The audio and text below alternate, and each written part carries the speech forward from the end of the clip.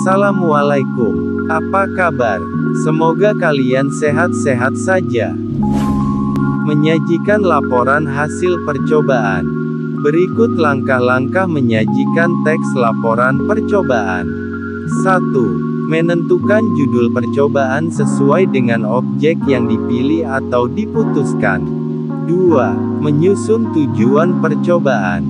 3. Mengumpulkan data dan bahan dari berbagai sumber terkait dengan judul dan objek percobaan, misal buku perpustakaan atau internet. 4. Menentukan alat dan bahan untuk mendukung percobaan, bisa minta bantuan guru. 5. Melakukan percobaan. 6. Melakukan pengamatan dan mencatat hasil percobaan. 7. Menelaah data yang diperoleh. 8. Membuat kerangka teks laporan. 9. Mengembangkan laporan sesuai dengan struktur dan ciri kebahasaan yang tepat. 10. Merevisi teks yang telah ditulis. Aktivitas terakhir dari kegiatan menulis laporan percobaan adalah merevisi teks. Ada berbagai aspek yang memungkinkan harus melalui tahap revisi. Aspek-aspek tersebut dapat dikategorikan dalam unsur kebahasaan dan non-kebahasaan. Aspek kebahasaan berkaitan dengan ketepatan penggunaan diksi dan bahasa. Aspek non-kebahasaan, antara lain berkaitan dengan ketepatan isi dengan tujuan teks, serta kebenaran analisis isi, sesuai dengan data dan fakta yang diperoleh selama melakukan percobaan. Berikut contoh laporan hasil percobaan.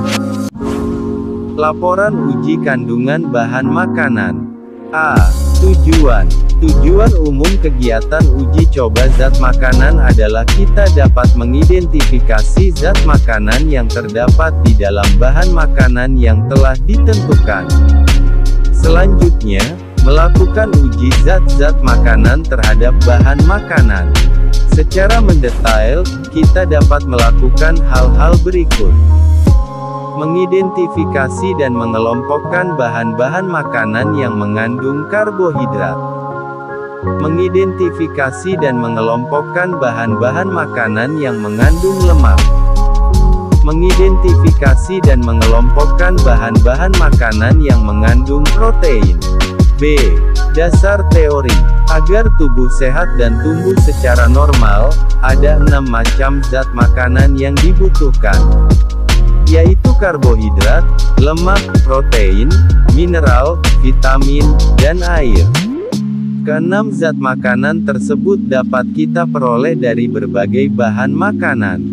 Suatu bahan makanan dapat mengandung satu atau lebih zat makanan. Akan tetapi, bahan makanan akan mengandung zat makanan tertentu saja dalam jumlah yang banyak, sehingga suatu bahan makanan merupakan sumber zat makanan tertentu. Kandungan zat dalam makanan dapat diidentifikasi dengan suatu pengujian sederhana. Namun, jumlah kandungan setiap zat makanan dalam bahan makanan hanya dapat diidentifikasi dengan cara yang kompleks. Adapun zat-zat makanan yang diujikan, yaitu karbohidrat, lemak, dan protein. 1. Karbohidrat. Karbohidrat memegang peranan penting dalam alam. Zat ini menjadi sumber energi utama bagi tubuh manusia. Semua karbohidrat berasal dari tumbuh-tumbuhan. Melalui proses fotosintesis, klorofil tanaman dengan bantuan sinar matahari mampu membentuk karbohidrat dari karbon dioksida dan air. Karbon dioksida diperoleh dari udara, sedangkan air diperoleh dari tanah. Karbohidrat yang dihasilkan adalah karbohidrat sederhana glukosa. Pada proses fotosintesis juga dihasilkan oksigen yang dilepas ke udara. Semua jenis karbohidrat terdiri atas unsur-unsur karbon C, hidrogen H, dan oksigen O. 2. Gula atau glukosa. Glukosa berperan penting dalam produksi protein dan metabolisme lipid. Karena pada sistem saraf pusat tidak ada metabolisme lipid, jaringan ini sangat bergantung pada glukosa. Glukosa, karbohidrat yang paling sederhana mengalir dalam aliran darah sehingga tersedia bagi seluruh sel tubuh. Sel-sel tubuh tersebut menyerap glukosa dan mengubahnya menjadi tenaga untuk menjalankan sel-sel tubuh. Glukosa diserap ke dalam peredaran darah melalui saluran pencernaan. Sebagian glukosa ini kemudian langsung menjadi bahan bakar sel otak, sedangkan yang lainnya menuju hati dan otot, yang menyimpannya sebagai glikogen, atau pati hewan, dan sel lemak yang menyimpannya sebagai lemak. 3. Protein. Uji protein dilakukan guna mengetahui kandungan dalam bahan makanan protein. Istilah protein berasal dari kata Yunani, yaitu proteos yang berarti yang utama atau yang didahulukan. Kata ini diperkenalkan oleh seorang ahli kimia Belanda, Gerardus Mulder tahun 1802 sampai tahun 1880 karena ia berpendapat bahwa protein adalah zat yang paling penting dalam setiap organisme. 4. Lemak. Lemak sama dengan minyak. Seperti juga karbohidrat, lemak merupakan senyawa yang terdiri atas unsur karbon, hidrogen, dan oksigen dengan struktur yang berbeda dari karbohidrat. Lemak dapat dijumpai pada berbagai bahan makanan, seperti bahan makanan yang berasal dari hewan dan bahan makanan yang berasal dari tumbuhan. Bahan makanan yang berasal dari hewan yang mengandung lemak adalah daging, jeroan, krim, susu, mentega, dan sebagainya. Adapun bahan makanan yang berasal dari tumbuhan yang mengandung lemak adalah minyak goreng, margarin, kacang tanah, kemiri, dan lain-lain. C. Alat dan bahan. 1. Alat-alat yang digunakan dalam penelitian. Tabung reaksi dengan raknya, pipa tetes, mortal, spatula, pembakar bunsen, penjepit tabung reaksi, kertas buram, korek api, tisu. 2. Bahan-bahan makanan yang digunakan pada penelitian. Tempe, putih telur, margarin. D. Cara kerja. 1. Uji lemak. Semua bahan makanan yang ada dioleskan secara terpisah di atas kertas buram yang telah disediakan. Kertas buram yang sudah dioleskan kemudian didiamkan sampai kering. Hasilnya diamati di bawah cahaya. 2. Uji karbohidrat, atau glukosa. Bahan makanan yang sudah digerus terlebih dahulu dimasukkan ke dalam tabung reaksi. Tiap tabung reaksi diberi label, kemudian ditetesi 5 tetes benedik dan dipanaskan di atas bunsen. Lalu diamkan selama beberapa menit. Perubahan warna yang terjadi pada tabung reaksi pada bahan makanan diamati dan dicatat hasil pengamatannya. 4. Uji protein. Bahan makanan yang sudah digerus terlebih dahulu dimasukkan ke dalam tabung reaksi. Tiap tabung reaksi diberi label. Diteteskan dengan 3 tetes NaOH kemudian 3 tetes CuSO4. Perubahan warna yang terjadi diamati dan dicatat sebelum dan sesudah ditetesi. E. Tabel data pengamatan.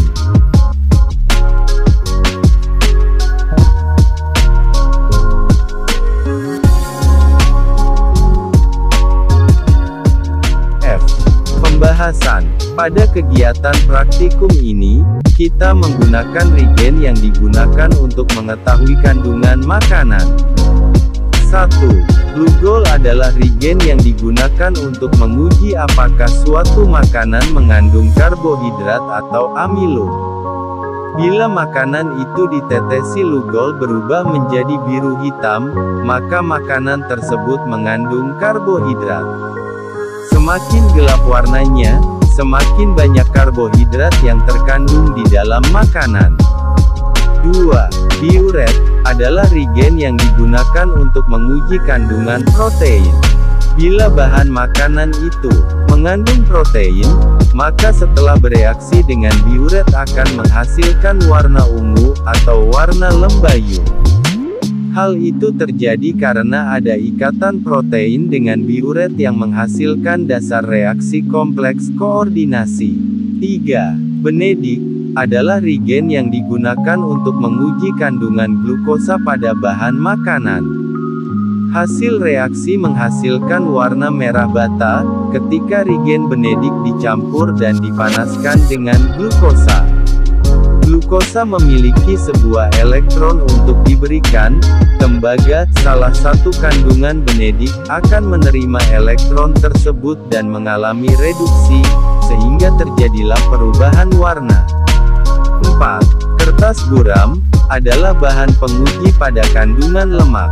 Karena kertas buram mudah menyerap air atau minyak, jadi sangat cocok untuk pengujian ini.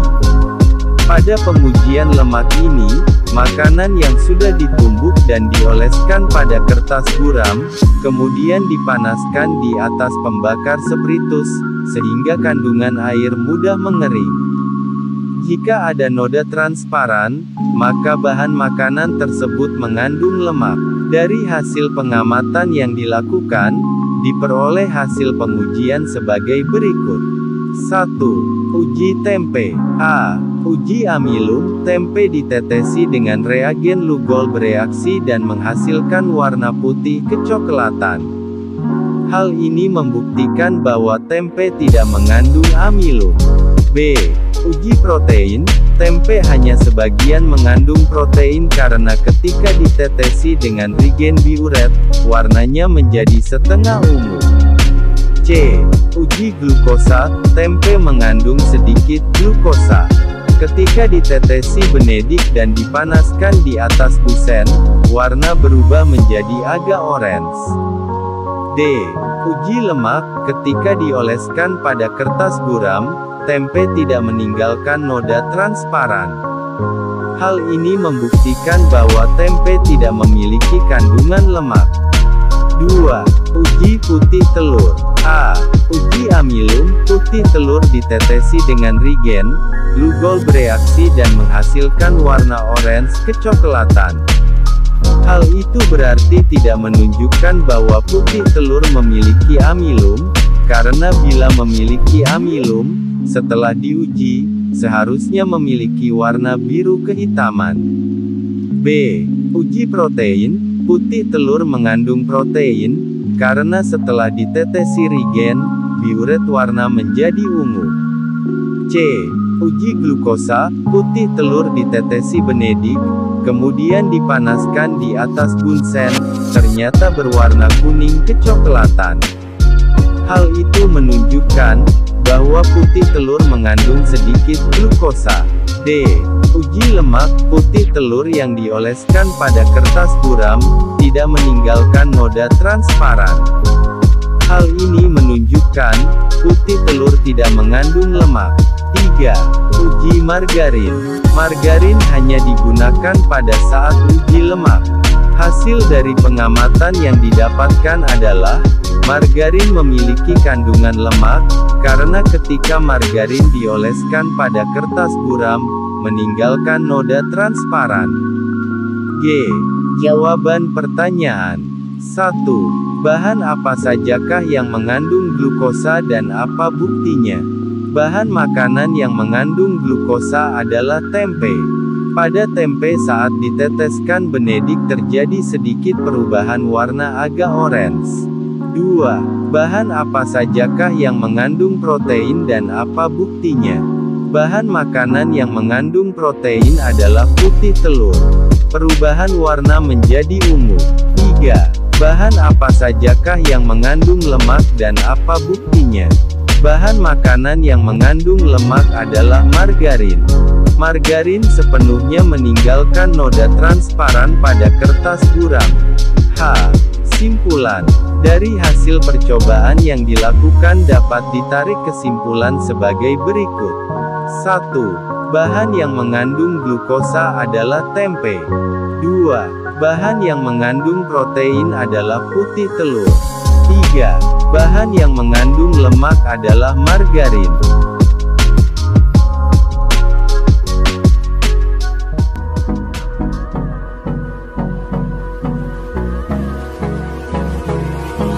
Hold me close till I get up. Time is barely on